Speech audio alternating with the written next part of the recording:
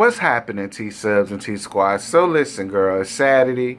This is my last day here in Virginia. I done been everywhere. I done seen everybody. And if you part of the everybody that I really did not get to see, it's no tea, it's no shade. I guess I'll catch you next lifetime. That be so divine. Yes.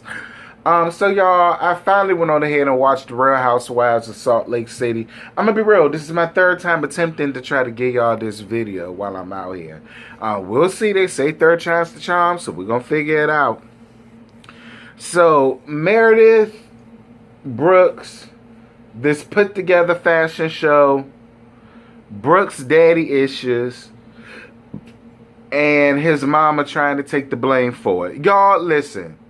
I'm going to go about this two ways. I'm going to go about it the way that a person that actually cared and gave a damn would care. And then I'm going to give y'all how I honestly feel about it. So if I actually gave a damn, Seth, I think it's really messed up, foul, and pathetic that you're because, like, Seth, I see what you're doing. And it rubs me the wrong way because a lot of men do that. Not all of them, but a lot. When there's children involved and you're going through things in the household, and because this one parent says I need space, y'all take that as, most of the men take that as, fine, I'm gonna go ahead and give you your space, and not only that, I'll be around when I get there. So 9 times out of 10, you're not being the best parent, the best father, best mother, because a lot of y'all women, some of y'all women do that too, and y'all know exactly what I mean. Like, I don't know, like, to me, it just felt like you needing space for Meredith is one thing. This is something that's serious to Brooks. This is something that he worked really hard on. And this is his very first fashion show ever. Why would you not want to be there? Why would you not want to show your face? Why would you not want to show him your utmost full support? Whether you and his mother are doing great or working well as a couple or not. Whether y'all are married, y'all are always going to be mommy and daddy to your kids. That's just where that's at. That's just where that's at. And then for you to sit there and try to sweep off his feelings to the back burner, like, oh, you're making me uncomfortable. I'm not liking the way this conversation is going. I'm going to go on ahead and call you back. Like, who does that? Like, to me, that was real cold. That was real callous. That was real fucked up. Okay? And I'm just not here for that. I'm not here for that. Whatever you have going on within the marriage has nothing to do with you as a parent. Do better. Now, that's coming from a person that actually gives a damn. Now, how I honestly feel about it is, Brooks, he didn't show up because there was no need for him to show up for no fake put together phony ass bullshit that more than likely his and his mama money is going to, or because of the fact that your mama knew the person, they was able to give her a salad. Like, listen, when it comes to you, Brooks, your fashions do not pay the rent. Your fashions do not pay the bills. I'm going to tell you what does pay your rent and your bills. You carrying your ass back to school to wherever the flying hell you came from, with whatever degree you going for. I don't care what degree it is, just go and get you some. Okay? I don't want to see you on my TV screen for nothing at all. I don't give a damn about your 21-year-old having daddy issues. I don't care. I don't care. Like, honestly, y'all, I feel like this isn't anything new. It may be new to the ladies, but it's not new to these people. It sure ain't new to Brooks. Like, come on. Like, let's just, like, look, right? I see what Meredith is doing. I get it, but it's not working. Because all of y'all are new and we're still trying to get the, like, y'all should be giving us y'all bare bones right now. Because of the fact that y'all are new and y'all do want to keep the viewers' attention. It seems like anything that's dealing with Meredith, we just have to throw Brooks in there somehow, some way. And now y'all want to try to bore us with his daddy issues? Girl, bye. I'm not with it. And whoever got a problem with me saying that, fuck you. I don't care. I don't want to see Brooks. And it's not that I don't even like Brooks. I don't have a problem with Brooks. Brooks never done nothing for me. Brooks never done nothing to me. He's just not giving me anything that I care about seeing on the show. I want to see Meredith. I don't want to see Brooks. I want to know how Brooks feels. I don't need to know how, I need to know how Meredith feels. I don't need to know about how Brooks feels. I don't care. And Meredith, stop trying to find a way to scoot and skit and all the rest of that stuff. Like, listen, it's one thing if they was walking around here, Henry's age, or you know, Heather's youngest daughter age or something like that. Like, that's different. You got, one is 18, one's 21, and they're both supposed to be in college. Girl, get out of here with all of that. If y'all don't miss me with that bullshit and actually give us something, moving on. Mary and Jen still throwing light shade at each other. I'm over that shit too. Both of y'all hoes are one and the same. Both of y'all are the skin bleaching queens. I keep calling y'all that for a reason. That's the reason why y'all bump heads. Because both of y'all are no-nothing hoes that need to go and find y'all damn life somewhere. Both of y'all are two of the same coin. Neither one of y'all different from the other. You really don't. Because as many perfections as y'all see in y'allself, baby, y'all got more flaws just like anybody else. Moving on. Brooks' tracksuit line, very blasé, very run-of-the-mill, very original, very just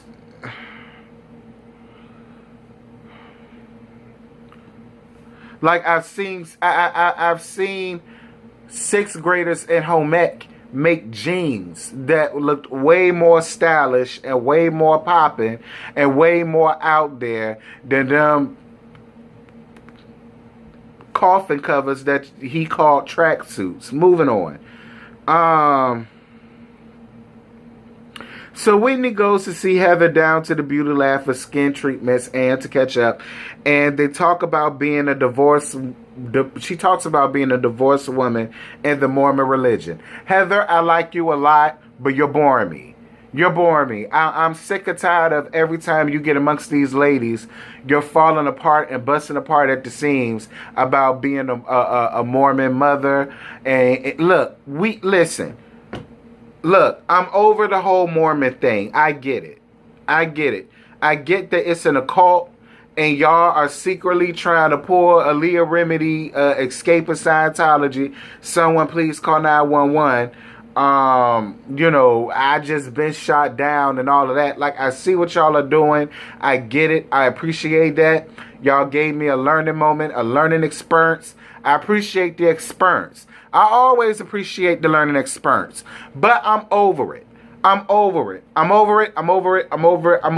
don't want to hear nothing else about how it is to be a Mormon woman and how you couldn't have this and you couldn't have that and you gotta be this and you gotta be that. I'm over all of that. Girl, just get you some dick. That's what you've been doing. Ain't no need of changing up now. Moving on. So then Jen talks about being on medication for anxiety and depression, all because of her father's passing. And then she does what she always do, which is this codependency that she has with Sharif, in my opinion, is really unhealthy. I no longer see it for Jen. I think Jen is just way too much. Her aura and her spirit is just way too much. And I kind of feel like maybe if the cameras were not around, Jen will probably be a ball of fun. But it seems like whenever the cameras are around, she's like in 5, 4, 3, 2, 1. Here's Jen. I'm Jen. And I'm like this. And then I'm crying. And then the other scene. And then I'm just mad. And I want to be like, it's like, and then I'm more than sure when they say ass cut, I'm more than sure she probably goes back to who the hell she really is. Like, I I don't know, y'all. The only thing that I got from that conversation is Sharif got a family somewhere around town. I kept trying to tell y'all who's that shit. And he is living his real life with his real family and who he really want to be with. And that's why we're constantly seeing these back and forth. Because my whole thing is, listen, I get it. I'm not a coach. I've never been a coach. I watch football. I don't play it. I don't know how busy that man's life really is. It could be just as busy as he say it is, if not more. But for me, just seeing this, either who Jen really is or this character that Jen is portraying herself in, I can see why she's always alone. And I'm not mad at you. I couldn't deal with it. And I'm just going to leave that at that. Because everything else that Jen was running around there talking about and all the rest of that girl, I don't care. Lisa being at home with her kids and they discuss family goals. Henry's goals was as cute as a button. Like, I like Lil Henry. Lil Henry really know how to reach for the stars, and that's what you're supposed to do. If you want to be somebody, if you want to go somewhere, you better wake up like Henry did. Henry set up long-term goals for himself, and I was for it.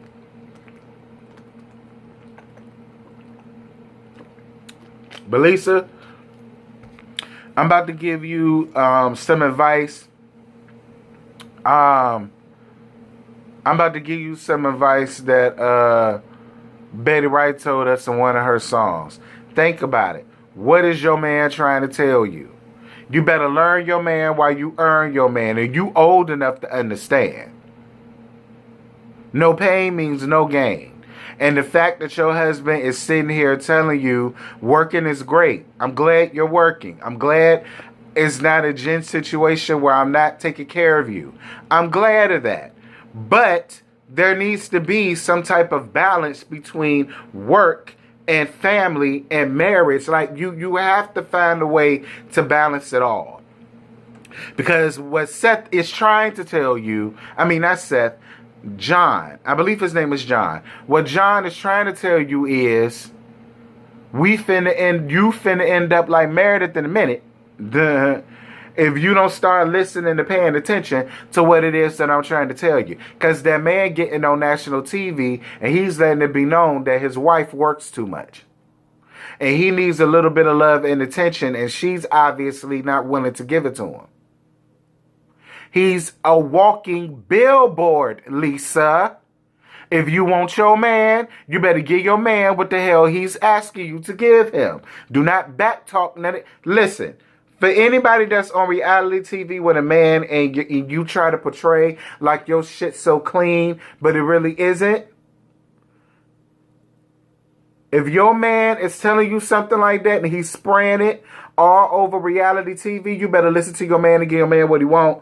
Because basically, because what John just did was he just made himself a walking poster board for all of the lonely ass homewreckers who would love to have a man that will take care of them, and the only thing that the man wants is for you to cook, for you to clean, for you to be there more, for you to be an actual wife.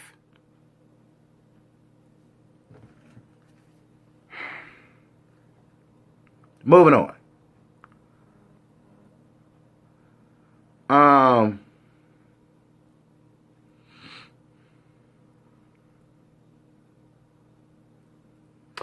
So Heather, Jen, and Meredith go out to dinner. And Heather talks about her short-lived time with Curtis because he doesn't live there. Heather, just say what it was. It was a booty call because you like the black dick. Okay, I would much rather you say that than for you to try to sit here and make it sound all prim and proper. Like, don't try to white woman it. Don't do that. Call it what it is. You're into the black peen. He bust you down. Okay, he pulled your hair, smacked your ass, and made him call him Chocolate Thunder, and you did. And that's just what that was. All of this extra steak that you putting on the Heather, you doing too much. So then Heather asks Meredith, why rock the boat and create a division? Why not just stay together? And Meredith says that they have to resolve issues both within themselves, but also to each other. I didn't understand none of that. The only thing I heard from that is I got another man around town that's giving me exactly everything that I need, and I don't want to hurt his feelings and do this over the show. So what I'm going to do is I'm going to create this the best way that I can so that it can be as less hurtful and painful once I really decide to tell them the truth. Because I honestly think that's what's going on here. But at the same token, I am with Meredith. I think I have the right to decide what I want to keep to myself. I don't care that whether we're friends in real life or friends for the show. This is something serious that's dealing with me and my family. And I have the right to decide how much of my realty I decide to share with y'all, Jen, because it just bothers me why Jen is so interested and constantly wanting to like run down what her relationship is with Seth as if it's any consequence to her, because it's not. You just as lonely and pathetic and miserable and beat down and ran over as Meredith is. I mean, you a walking train wreck, daughter. Like that's another thing that bothers me about Jen. Like, I tried to like Jen, but I don't. I hate that. I don't care how long y'all been friends. I think a person has the right to decide how much of their real business that they want to tell to anybody, even friends. Know your place and stay in your lane, Picasso face. Moving on. Because they was pissing me off with that. So then Whitney and Steve take the kids out to like the little rebounders trampoline spot or whatever the case may be. And she talks about how proud she is of Steve actually being there and showing her daughter the dad that she used to have. Because she said that, you know, she was really scared that because of what he went through, her kids will never see the dad that she saw, which was the fun-loving, do anything with you, no matter how busy he was. He always made time for you type of dad. And her grandkids was lacking that while he was on prescription medication, but he done cleaned himself up and got himself together. Shout out to you, Sid. I mean, Steve. Moving on. But, well, actually, I don't know, Steve. I might got to take that back because come to find out, you're supposed to do 90 days. After the 21st day, Steve, there's no way that you came up in your head that you are just cleared of everything and you're cleared of all thoughts and notions and mentions and anything of what you used to do. And now you're ready to get an apartment and get a job and make money and start your life over. And while that's great for you, Steve, you need to complete your 90 days. Even if that's the way you feel, you should complete your 90 days. You know why? Because the relationship that you have with your daughter, Whitney, depends on it. It does. I can look at Whitney and tell Whitney was very uncomfortable having this conversation on camera. You can always tell when shit is real. And like when I looked at Whitney, Whitney was like, oh, wait, this wasn't on the script. This man is serious. And, you know, I'm sorry, Steve, I mean, come on, 90 days and you only did 21. I could see if you was on your 60, 65, hell, maybe even 70. That I could understand. But 21, child, you barely done scratched the surface, child. No, and I can already tell by that souffle on your head, you ain't nowhere near ready to be out amongst the public, amongst the general public, doing whatever, doing anything with nobody weird, girl. Moving on from that. Y'all, I'm trying.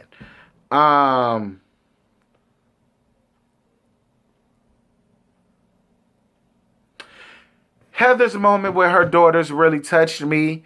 And her daughters, like, Heather, you beat yourself up a lot, but you've done a great job of raising those girls, because that middle child is very, very, very much so articulate for her age. She articulated herself really well. She had no problems with expressing how she felt. And what I loved about her kids was Her kids are so cool. They like, mama, we don't want to be a part of this cult no more. We know that you out here fucking all of the black men that you could find. And we already know the pickers are slim up here down to the Utah. Like, listen, if you want to go ride the black stallion, the baloney pony, you want to, you know what I'm saying, play the meat flute or whatever. You want to go out and have you a couple drinks with your homegirls and you want to cackle, kiki, and foo-la-la with your good Judy's, good. Because that's what we want to do. So the longer that you out doing that, the longer we could be here doing that. So it works well for all of us. And I was all here for all of them in that moment. Shout out to Heather. So then we get down to Whitney and Jen doing pole exercises. And then Whitney lets everybody knows how she got that woman's husband by having sex with that man at his every beck and call. And then we get down to Jen being Jen, talking about everybody else's situation, putting what she's going through with Sharif on somebody else's marriage. And then not only that, alludes to the fact of what we all suspect, which is Meredith having something on the side. But Jen, you's a messy ass bitch. And it wasn't your place to tell Whitney anything like that. Like, I don't bit more believe that Whitney and Meredith were real cool, friendly like that. And like, that's like, again, that goes back to what I said before as to why I don't like you. You're so thirsty and desperate for camera time that you're so willing to sink down or bring down everybody else. Like,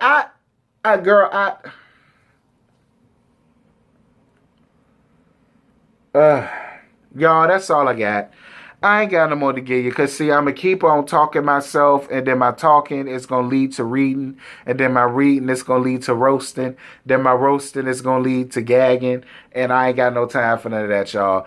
This is my Real Housewives of Salt Lake City, y'all. I'm trying to keep up with it. This episode was a little bit better. But it was losing me. And that's why it took me so long to get this video out to y'all. I don't know when I'm going to give y'all Atlanta, or if I'm even going to do it at all. But y'all drop down in the comments. Let's get the discussion popping. Y'all let me know if y'all think I'm batshit crazy and, you know, it's not that serious. Or let me know if y'all understand where I'm coming from with these people in this show and the dynamics of the storyline and blah, blah, blah. And with that, y'all, I'm out of here. Bye. What you're given, that's how we live it. Don't be mad at the system, it's simply how we've existed. I hear a lot of people talking like they politicians and choose to be an accountant because it's safe in a business.